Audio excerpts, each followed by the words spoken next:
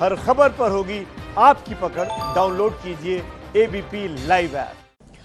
नेपाल के प्रधानमंत्री पी शर्मा ओली ने इस्तीफा देने से इनकार कर दिया है। इस वक्त की बड़ी खबर आपको बता दें, ओली ने साफ कर दिया है कि वो इस्तीफा नहीं देंगे। शुक्रवार को प्रचंड के साथ 3 घंटे की मुलाकात उनकी हुई। ओली ने पीछे हटने से इस मुलाकात के बाद मना कर दिया है। कहा जा रहा है कि चीनी दूतावास से समर्थन के बाद उन्होंने अपने तेवर और कड़े कर लिए।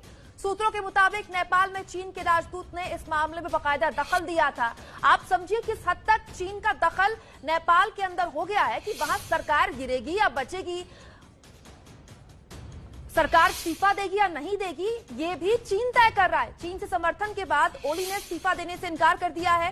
कल जब एक बेहद ही महत्वपूर्ण बैठक हुई प्रचंड के साथ ओली की, तो ऐसा लग रहा था कि एक कदम पीछे हट जाएंगे और प्रचंड आगे बढ़कर सरकार बना सकते हैं। शुक्रवार को ये बेहद महत्वपूर्ण मुलाकात हुई थी प्रचंड और ओली के बीच, जो नेपाल के 2 सबसे बड़े नेताओं में से एक माने जाते हैं। 3 घंटे ये मुलाकात चली, लेकिन मुलाकात के बाद ओली ने पीछे हटने से साफ इनकार कर दिया, क्योंकि कहा जा रहा है कि चीनी दूतावास के समर्थन के बाद उन्होंने अपने तेवर कड़े किए हैं। इस वक्त की सबसे बड़ी खबर, नेपाल के प्रधानमंत्री ने भले ही चीन की शह पर अभी इस्तीफा देने से इनकार कर दिया हो, लेकिन सच्चाई ये भी है कि उनके ही देश में उनका विरोध हो रहा है। चीन की शह पर नेपाली प्रधानमंत्री भारत के खिलाफ साजिशों में साथ दे रहे हैं चीन का, लेकिन वो ये भूल गए कि चीन कैसे देशों को हड़पता है। तो चीन के विस्तारवाद पर डिटेल रिपोर्ट हमने आपके सामने बिल्कुल आसान भाषा में रख दी, पूरा इतिहास आपके सामने रख दिया, लेकिन बात वर्तमान की होगी, और जब बात वर्तमान की होगी तो नेपाल की भी होगी। इसीलिए चलते हैं आपको हमारे सहयोगी नीरज राजपूत के पास, जो कि लगातार हमारे साथ ले से बने हुए हैं। नीरज, अभी अभी खबर जो एबीपी न्यूज ने दिखाई वो प्रधानमंत्री ओली और प्रचंड के बीच बेनतीजा निकली बैठक को लेकर था, और ये साफ है कि ओली ने पीछे हटने से साफ इनकार कर दिया है। लेकिन जो खबर है वो ये है कि चीनी दूतावास से सीधे संपर्क में है ओली। इससे ज्यादा दखल और क्या माना जाए? सरकार रहेगी कि नहीं रहेगी नेपाल में, ये चीन तय कर रहा है।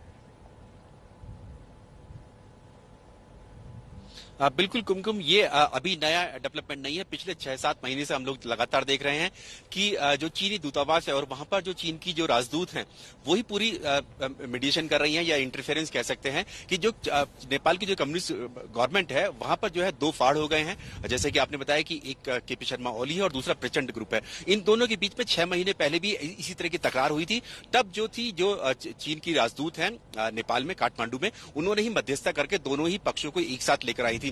लेकिन अब लगता नहीं है कि 6 महीने के बाद अब और ये सरकार आगे चल सकती है। तो ऐसे में यही साफ तौर से दिखाता है कि केपी शर्मा ओली की सरकार जो है वहां पर चीन का कितना बड़ा दखल है। दखल तो है नीरज, लेकिन एक सवाल मन में ये उठता है कि जब इस फॉर्मूले के साथ सरकार बनी थी कि आधा वक्त ओली प्रधानमंत्री रहेंगे, उसके बाद प्रचंड आ जाएंगे प्रधानमंत्री का कार्यभार संभालने के लिए, अब इस फॉर्मूले पर अगर ओली पीछे हट जाते हैं तो प्रचंड क्यों रहेंगे सरकार में?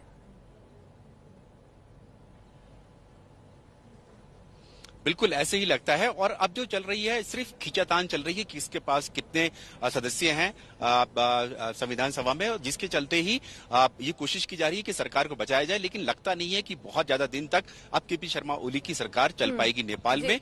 जिस तरह का दखल दिखाई दे रहा है, लोगों का प्रदर्शन हो रहा है, चीन के खिलाफ हो रहा है, सरकार के खिलाफ हो रहा है, तो ऐसा लगता नहीं कि अब बहुत ज्यादा दिन तक केपी शर्मा ओली की सरकार रह पाएगी नेपाल। बहुत शुक्रिया आपका नीरज तमाम जानकारी के लिए।